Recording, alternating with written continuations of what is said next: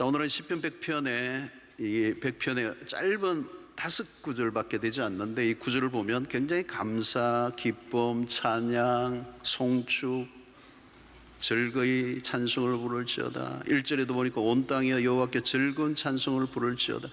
막 감사와 찬송과 송축과 노래가 꽉 차 있습니다. 5절 안에. 여기에 두 동사에 또 주목해야 되는데 2절에 보니까 기쁨으로 여호와를 섬기면서 노래하면서 그의 앞에 나아갈지어다. come, 나아갈지어다. come 이라는 4절에 보니까 감사함으로 그의 문에 들어가며 찬송함으로 그의 궁정에 들어가서 그에게 감사하며 그의 이름을 송축할지. 여기에서는 감사함으로 그의 문에 들어가며 두 동사 있습니다. 나아갈지어다, 들어가며. 이 나아가다 들어가다 둘 다 히브리 단어로는 보우라는 같은 단어를 씁니다. 모두 명령형입니다. 우리가 하나님 앞에 찬송하며 나아가는, 감사하며 나아가는 이것은 명령형이에요. 우리가 하고 싶다고 기분이 좋다고 하는 게 아니고 어떤 조건과 상황 때문에 하는 것이 아니고 우리는 그분에게 언제나 찬양함으로 감사함으로 나아가야 할 백성들이다. 그 궁정에 들어가라. 궁정, 하나님의 궁정. 그 궁정은 하나님의 임재를 상징하고 온 땅을 통치하는 곳이 궁정이죠.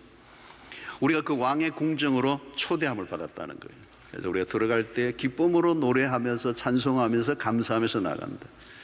오늘 4절에 보니 1절에 즐거운 찬송을 부를지어다. 2절에도 기쁨으로 여호와를 섬기며 노래하면서 4절에도 그의 이름을 송축할지어다. 기쁨으로 즐거운 노래 송축.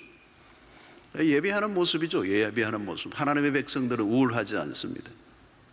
굉장히 밝습니다. 밝아요. 교회도 예배 때 밝아야 돼요. 밝아, 그죠? 굉장히 장송곡을 부르고 또 이렇게 약간 장례식 분위기가 되는 게 아니고 굉장히 밝고 우울함을 찾아볼 수가 없는 것이죠. 자, 그분은 우리의 예배를 받으시기에 합당한 분이시다. 예배의 대상이 누구인가? 자, 오늘 4절에 보니까 이렇게 하죠. 감사함으로 그의 문에 들어가며 찬송함으로 그의 궁정에 들어가서 그에게 감사하며 그의 이름을 송축할지어다. 감사함으로 그의 문에, 궁정의 입구의 문으로 들어가는데 그의 궁정에 들어가서 그에게 감사하며, 들어가면서도 감사, 들어가서도 감사. 자, 감사해야 될 이유가 3절에 나오죠. 여호와가 우리 하나님이신 줄 너희는 알지어다. 그는 우리를 지으시니요 우리는 그의 것이니 그의 백성이요 그의 기르시는 양이로다. 세 가지를 강조합니다. 첫 번째는 그는 우리를 지으시니다. 창조주이시다. 하나님이 누구이신가를 알라는 겁니다. 그 하나님의 존재의 눈뜸으로부터 시작해서 우리는 찬송이 시작되고 감사가 시작된다.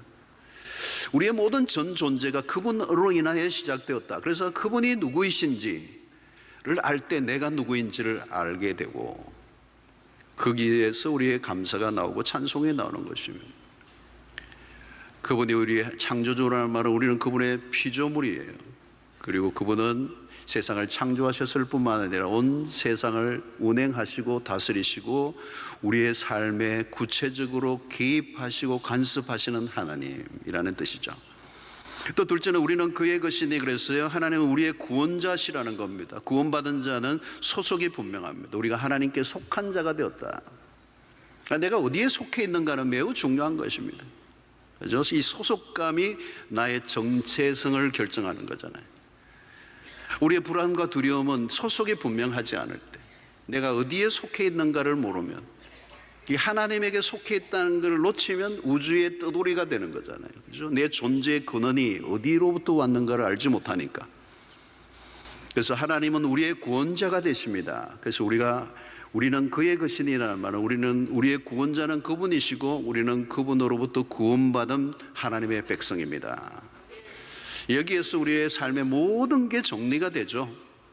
뿌리, 우리의 삶의 뿌리가 없는 인생은 마음 둘 곳이 없잖아요. 우리가 그분의 것입니다. 그분의 소유가 됐습니다. 그분으로부터 구원을 받았습니다. 우리는 그분에게 속해 있습니다. 그리고 그분이 우리의 삶을 책임져 주실 것입니다. 세 번째는 우리는 그의 기르시는 양입니다. 그분이 우리의 목자가 되신다는 거죠. 우리의 공급을 책임지시고 우리를 인도하시는 분이시다. 우리를 돌보시는 분이다. 가끔 이 자수성가한 분들 있어요. 자수성가했다는 분들 계세요. 그게는 하나님이라는 존재가 보이지 않아요. 내 힘으로, 내 노력으로, 내 땀으로 죽을 힘을 다해서 내가 여기까지 와서 내가 성공했어. 그런데 그게는 하나님이라는 존재가 보이지 않고 하나님의 자리에 자기가 앉아있는 거예요. 자기만 믿고 살아가는 인생. 여러분, 내가 내 힘으로 컸다, 내가 내 힘으로 성공했다, 그게 가능한 얘기일까요? 아니에요. 스스로 그 자리에 설 수가 없어요. 수많은 사람들이 도움이 있었기 때문에 그 자리에 있는 것이고, 이 우주 만물을 통치하시는 하나님의 손길 안에 있다는 사실을 놓치고 마는 것이죠. 이런 바울은 고린도서 12장 9절에 이런 표현을 합니다. 나에게 이르시기를 내 은혜가 내게 족하도다. 하나님이 바울에게 하신 말씀이에요. 내 은혜가 내게 족하다. 이는 내 능력이 약한 데서 온전하여 짐이라 하신지라. 그러므로 도리어 크게 기뻐함으로 나의 여러 약한 것들에 대하여 자랑하리니 이는 그리스도의 능력이 내게 머물게 하려 함이라. 이런 바울 사도가 만족할 수 있었던 이유가 뭐냐면 은혜라는 거죠. 내 은혜가, 나의 은혜가 너에게 족하다라는 거죠. 사랑하는 성도 여러분, 우리의 삶의 만족은 우리의 노력의 산물이 아닙니다. 하나님이 주시는 선물이에요. 신자들이 가장 많이 사용하는 단어 중에 하나가 은혜라는 단어입니다. 하나님의 은혜입니다. 그런데 이걸 너무 많이 쓰다 보니까 우리는 상투적으로 쓸 때가 많아요. 그 의미를 잘 모르고 인사치레로. 그러나 그 하나님의 은혜입니다라고 하는 의미를 제대로 알고 사용하고 있는 사람이라면 그 말보다 더 나은 은혜는 없습니다. 여러분, 이스라엘 백성들이 광야 수업을 받았습니다. 광야에서도 하나님의 은혜가 있었습니다. 무슨 은혜죠, 여러분? 만나와 메추라기를 매일 내려주셨습니다. 그 광야에 아무것도 없는데 만나와 메추라기를 매일 내려주시고 반석에서 물이 나게 하시고 발이 부르트지 않게 하시고 구름 기둥과 불 기둥으로 인도하시고, 이 얼마나 놀라운 은혜입니까? 감사해야 돼요. 그런데 이스라엘 백성들은 광야에서 무슨 타령을 합니까? 고깃국 타령을 합니다. 광야는 하나님과 함께 걷는 훈련이에요. 아무 것이 없어도 하나님으로 만족하는 훈련, 그게 광야의 레슨입니다. 하나님이 계시면 그곳이 천국이다 라고 하는 경험을 하게 하는 거예요. 여러분, 찬송가에서도 내 주 예수 모신 곳이 그 어디나 하늘나라, 하늘나라. 초막이나 궁궐이나 내 주 예수 모신 곳이 그 어디나 하늘나라. 여러분, 하나님이 계시지 않으면 아무 의미가, 천국이 왜 천국이죠? 하나님이 계시니까 천국입니다. 에덴에서 하나님이 계시지 않으면 에덴은 에덴이 될 수가 없어요.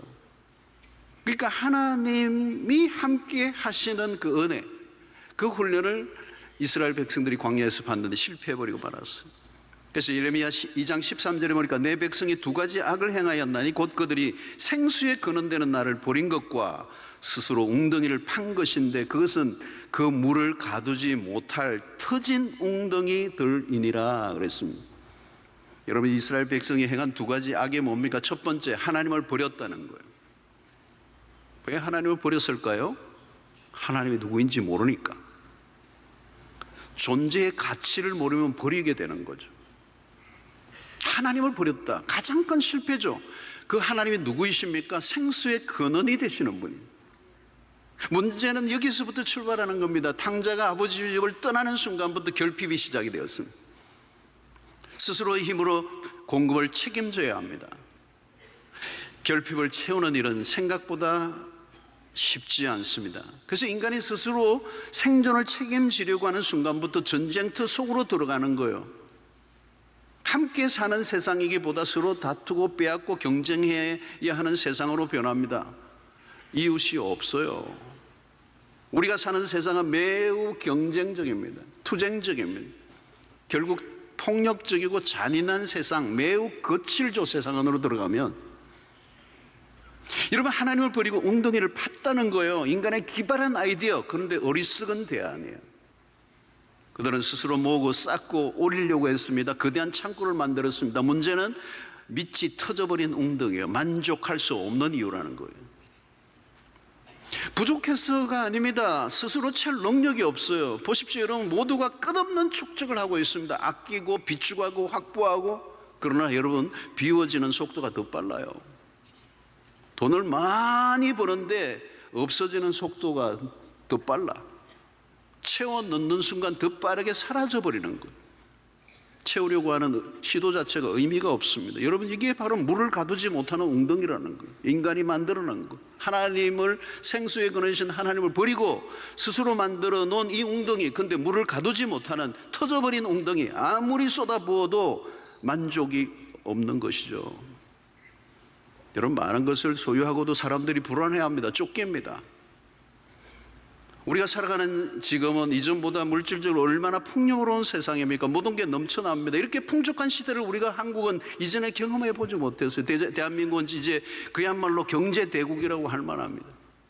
다른 나라 어디를 가보세요. 우리나라보다 더 잘 사는 나라가 별로 없는 것 같아요. 미국도 가면 물론 착각이지만 거지 같네요. 이럴 때도 있어요.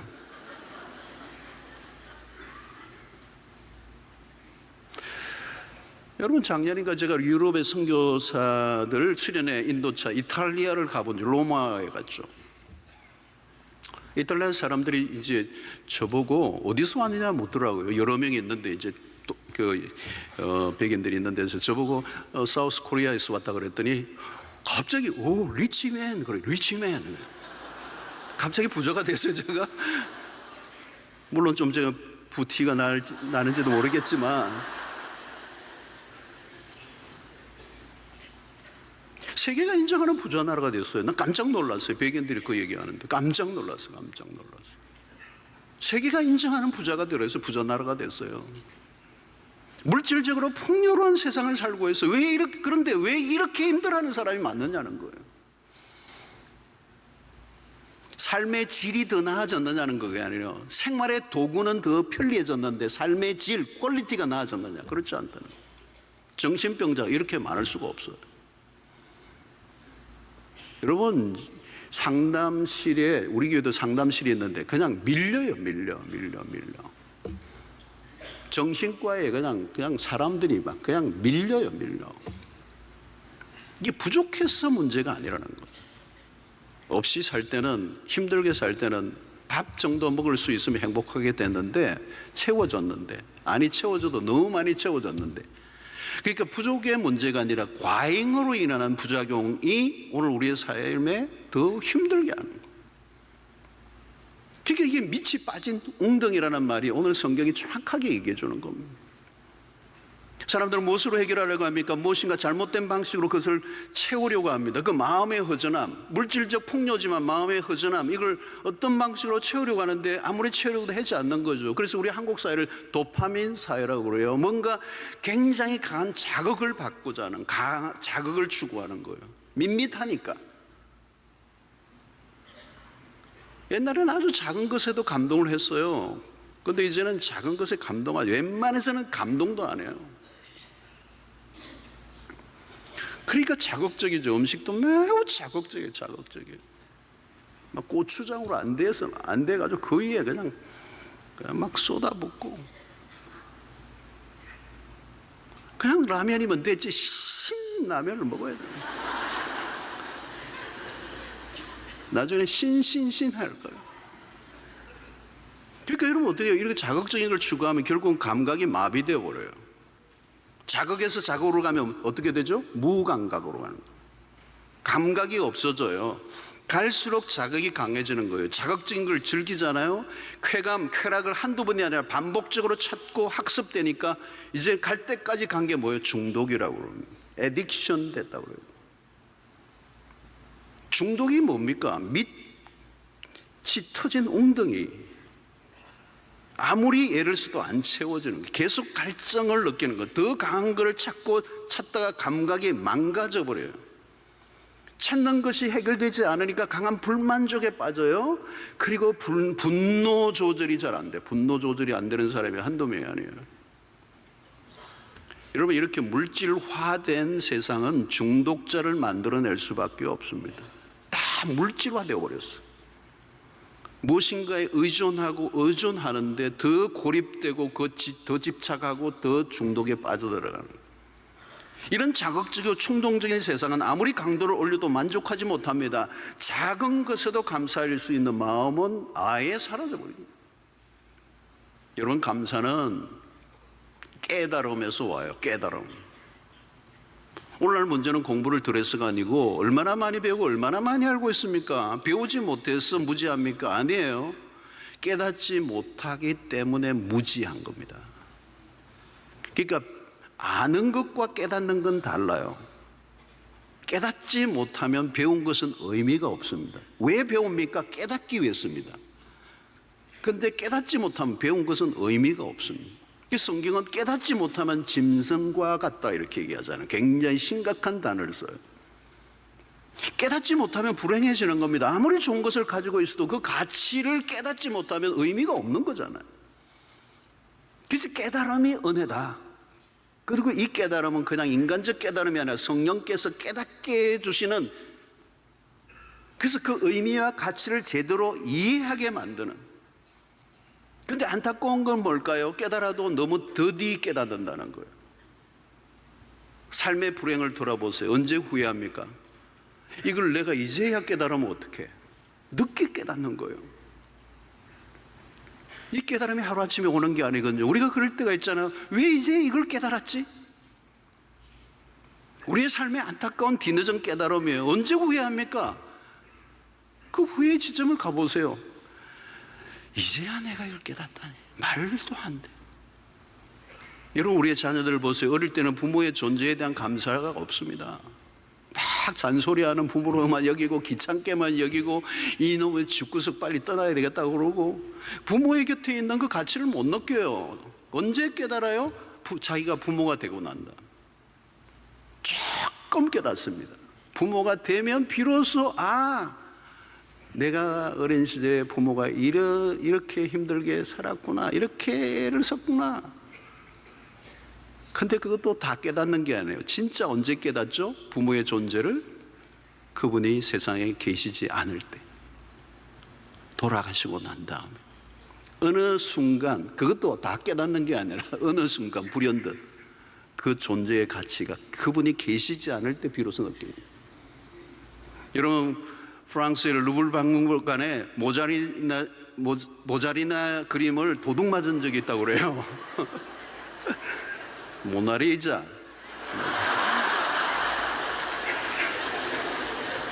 도둑을 맞았어요. 근데 전시되어 있을 때보다 잃어버리고 난 다음에 더 많은 관람자들이 그 빈 공간을 보러 왔다는 거예요. 존재할 때는 존재의 가치를 제대로 알지 못했어. 그게 미련하고 불행한 일이에요. 하나님이라는 존재를 언제 깨달았는가? 하나님의 은혜를 언제 깨달았는가? 내가 돌아보니 내 인생의 그 순간순간 하나님의 은혜가 아니었던 적이 없는데 나는 모르고 지나온 거예요.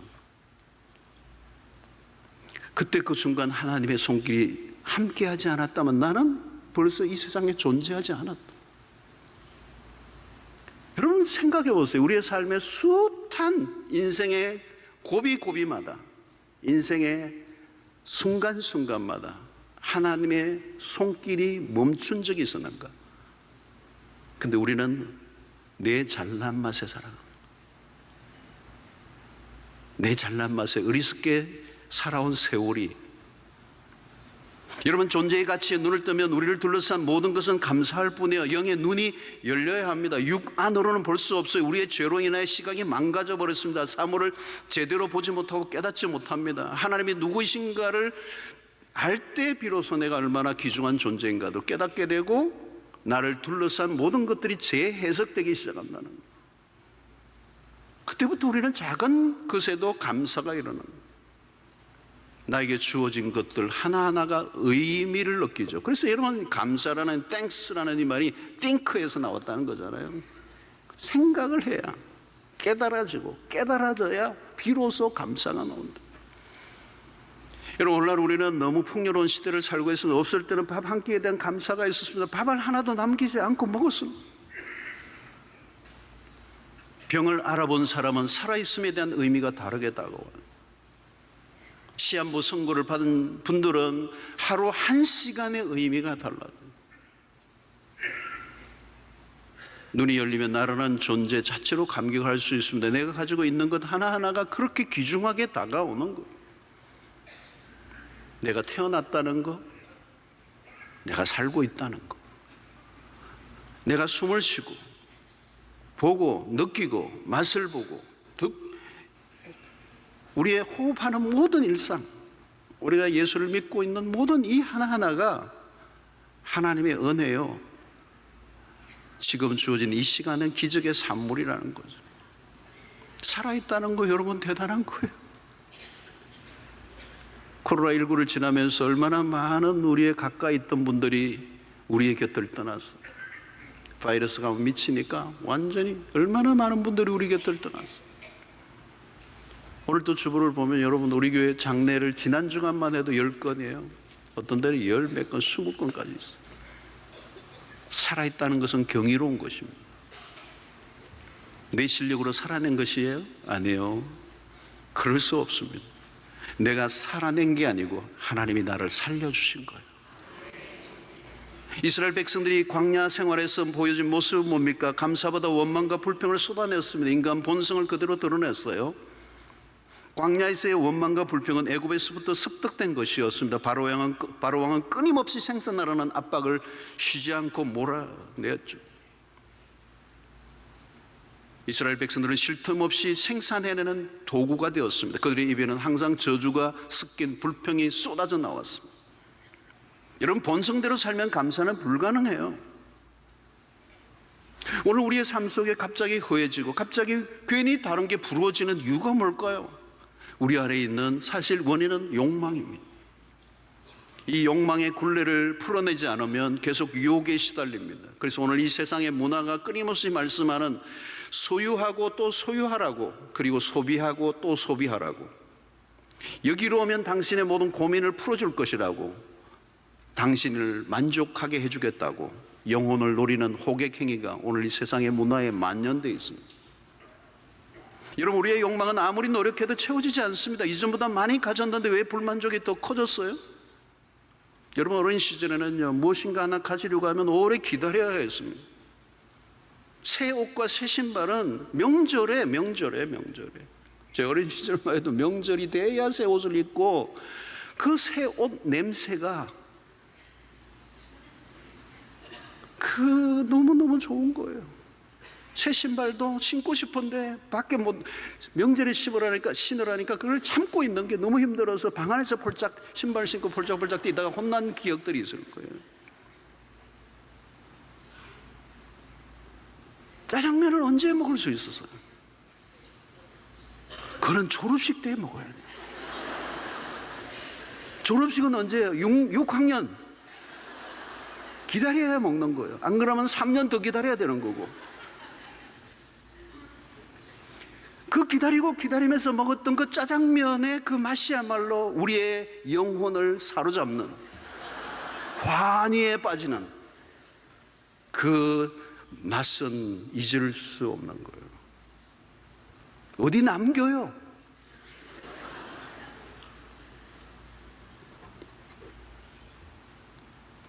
지금은 어때요? 먹고 싶은 게 있으면 참을 필요가 없어요. 그냥 클릭 한번 하면 오는 거. 중국집에 그냥 한번 전화만 해도 한 통화하면, 짜장면 하면 그냥 그대로 문 앞에 갖다 줘요. 늦으면 여차 없어요.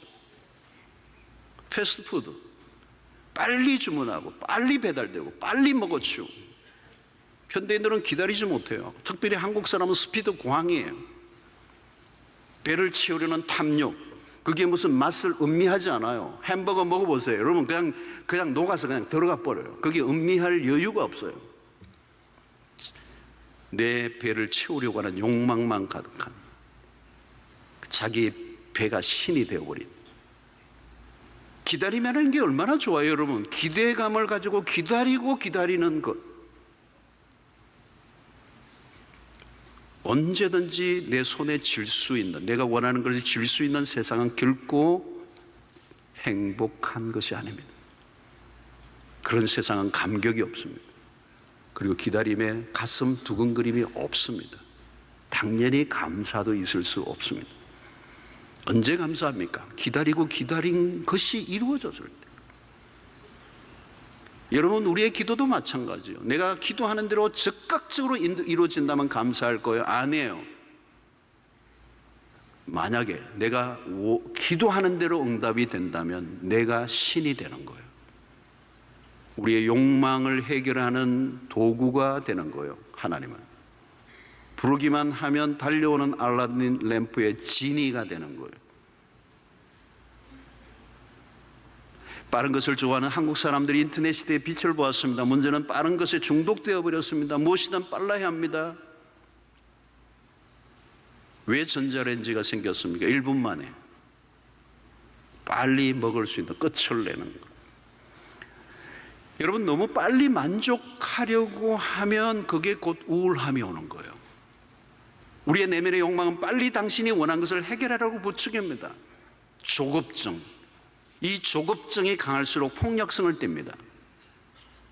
강제적으로 해결하려고 하면 그게 해결되지 않으면 사람이 폭력적이게 될 수밖에 없고 잔인해집니다.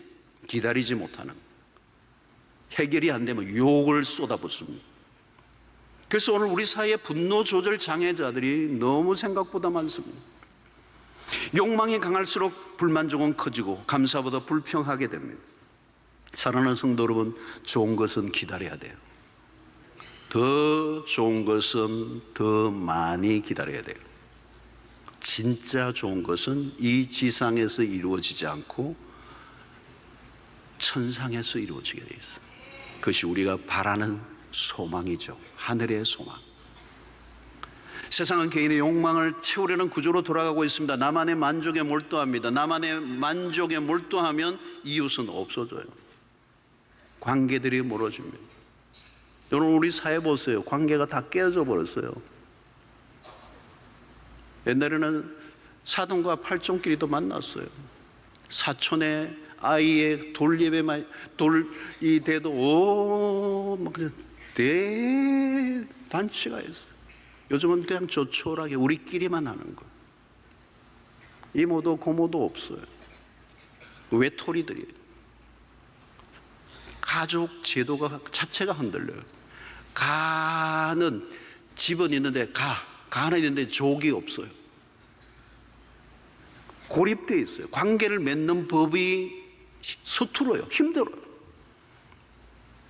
이러고도 우울증이 안 생기면 이상한 거죠. 관계가 끊어져 있는데 어떻게 행복하고 기쁨이 있을 수가 있겠어요? 하나님의 놀라운 아이디어는 공동체예요. 그래서 교회도 여러분, 내가 예수 믿고 천국 가면 되지가 아니에요. 공동체예요. 교회를 주셨어요. 모이게 하셨어요. 관계를 맺게 하셨어요.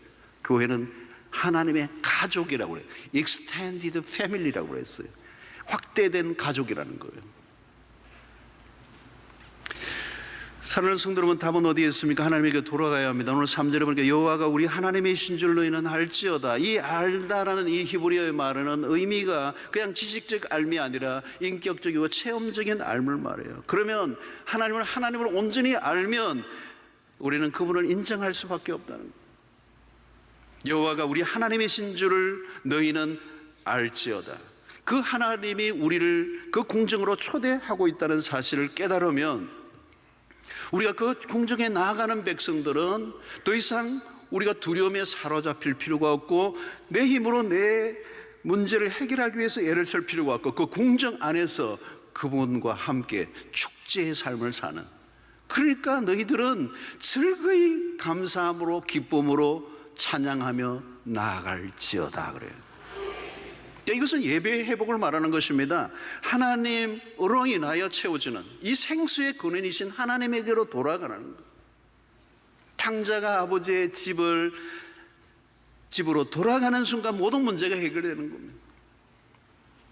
사랑하는 성도 여러분, 우리는 그 예배, 이 예배의 시간은 뭘까요? 잠시 멈추는 겁니다. 이 주일이라고 하는 개념은 안식의 개념에서 왔고, 이 안식은 일을 멈추는 것에서부터 안식이 시작이 되는 겁니다. 오늘 주일 예배도 여러분들이 일을 딱 멈추고 오늘 오셨어요. 이 멈춰야 될 이유는 뭘까요? 이 멈추는 시간을 통하여 우리 안에 회복이 일어난다는 거예요.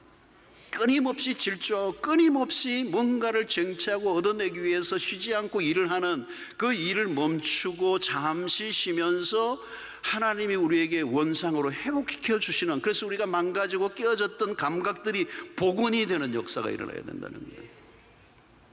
여러분, 음식도 그렇잖아요. 요즘은 뭐 맛집도 많고 먹는 데도 맛있는 데도 많고 그래요. 근데 여러분, 맛집을 찾아다니고 내 맛있는 것만 찾아보세요. 맛있는 게 있는가?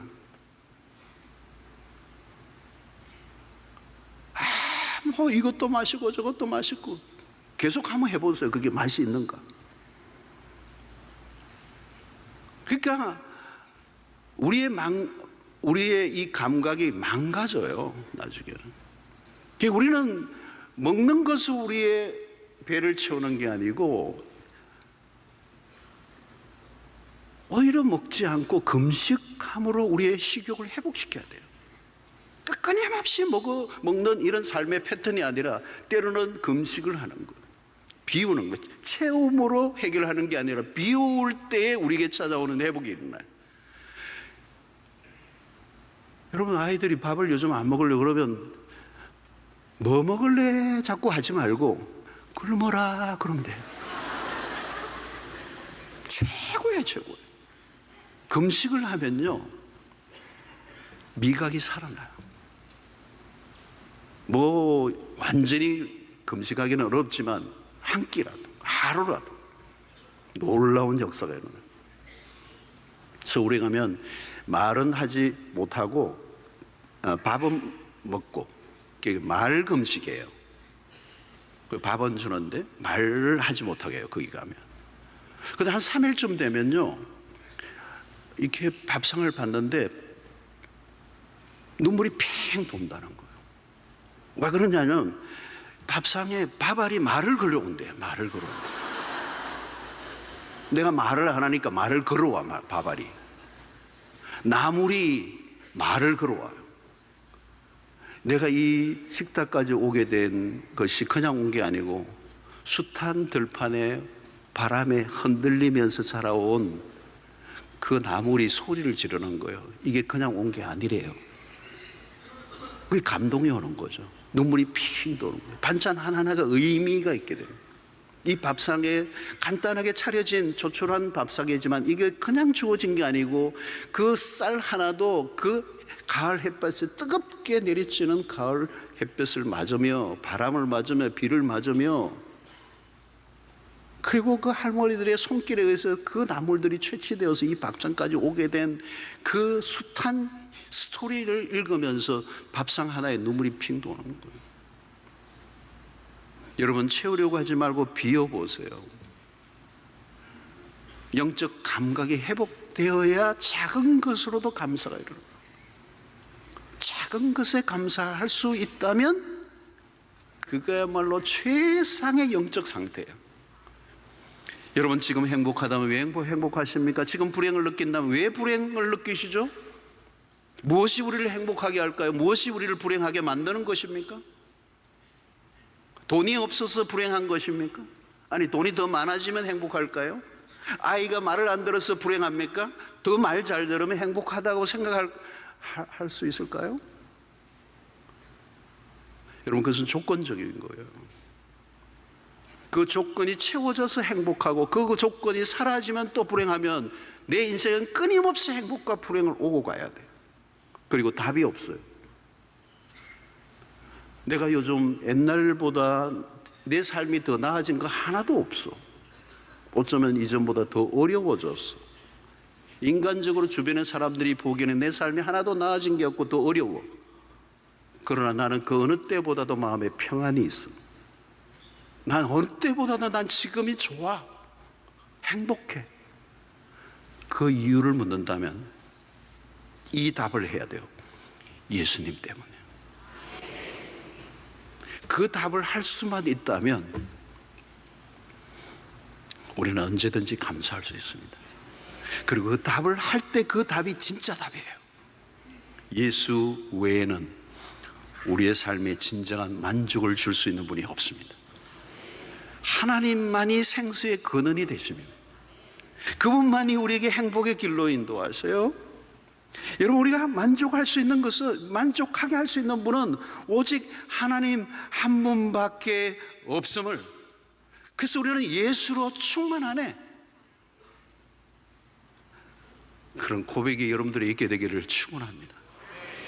여러분, 인간은 끊임없이 우리의 욕망은 이 세상의 것들로는 채워줄 수 없음을 얘기하는 거예요. 그래서 C.S. 루이스는 인간의 욕망이 강한 게 아니라 약하다, 허접한 것에 너무 쉽게 만족해버리고 만다. 진짜 그가 강한 욕망을 가진다면 결국은 하나님에게까지 가고야 말 것이다. 여러분, 오늘 우리는 욕망을 다루지 않으면 이 욕망이 어디로 향해 있는가를 잘 보셔야 돼요. 이 욕망을 잘 다루지 않으면 나라는 인간은 어디로 갈지 몰라요. 사랑하는 성도 여러분, 인간은 논리에 의해서, 이성에 의해서 움직이지 않습니다. 욕망을 따라 움직입니다. 대단히 똑똑해 보이지만 너무도 어리석은 결정을 하는 게 인간이에요. 세상의 것으로는 결핍이 채워지지 않기 때문에, 그 이유는 욕망 때문이라는 거죠. 그래서 우리가 세상에서 참으로 행복한 사람을 만나기가 힘든 이유가 거기에 있는 거예요. 생수의 근원 대신 하나님, 내가 왜 이렇게 평안하고 모든 게 꽉 찬 충만감을 느끼고 있지? 그 이유가 바로 예수 그리스도라고 고백할 때, 예수만이 우리의 삶의 참된 기쁨의 이유가 되시고 감사의 이유가 되신다는 이 지극히 단순한 진리를 깨닫고 살아간다면, 오늘 이 불평과 원망과 저주와 욕설로 가득한 이 세상, 끊임없이 더 소유하고 더 소유하고 더 올라가고 더 올라가고 더 쌓고 또 쌓으라고 부채질하는 이 세상의 이 질주에서 멈추고 하나님 안에서 안식과 평안을 누리는, 자유를 누리는, 어떤 상황에서도 감사할 수 있는 영성으로 변화될 수 있는 은혜가 우리 모두에게 있게 되기를 축원합니다. 오늘 이 시편 마지막 5절에 이런 말씀이, 여호와는 선하시니 그의 인자하심이 영원하고 그의 성실하심이 대대에 이르리로다. 여호와는 선하시니, 여러분, 고대 근동의 신들이 다 선하지 않았어요. 폭력적인 신들이 있었어요. 근데 하나님은 선하신 분이시다. God is so good. 그분은 선하신 분이시다. 근데 그 선하심이 영원하시도다. 그의 인자하심이 영원하고 변덕스럽지 않아요. 그의 성실하심이 대대에 미치리로다.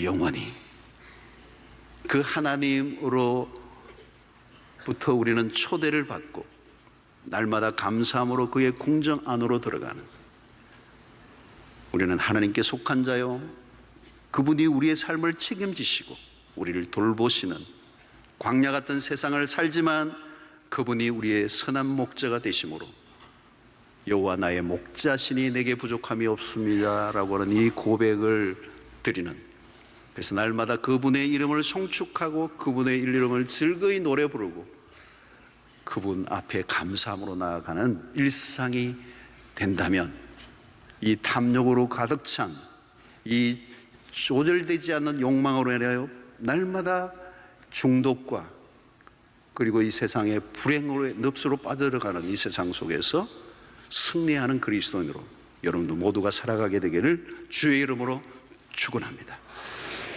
하나님, 오늘 또 우리에게 주신 이 말씀을 통해 우리가 우리의 본성적 이 불평과 원망에서 벗어나 또 우리의 욕망의 부채질을 따라 끊임없이 질주하던 인생에서 멈추고 참된 예배자로 주의 궁정 안에 들어가 우리의 선하신 목자, 우리의 삶의 근원 되시는 창조주, 구원자 하나님을 향하여 날마다 찬송하고 예배하고 감사함으로 오늘 이 세상 속에서 능히 승리하는 전천후 그리스도인들, 그리고 우리 영성의 최상의 상태에 이르러 감사로 제사를 드리는 우리의 삶이 되도록 역사하시고 인도해 주시기를 소원하오며 예수님의 이름으로 기도하옵나이다.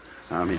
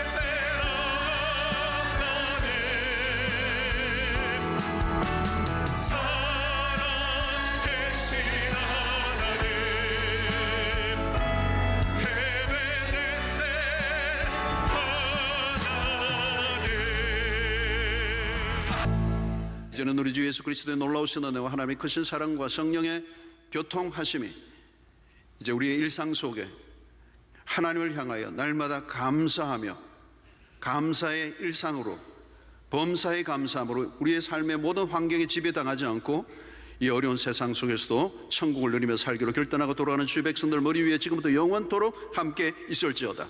아멘.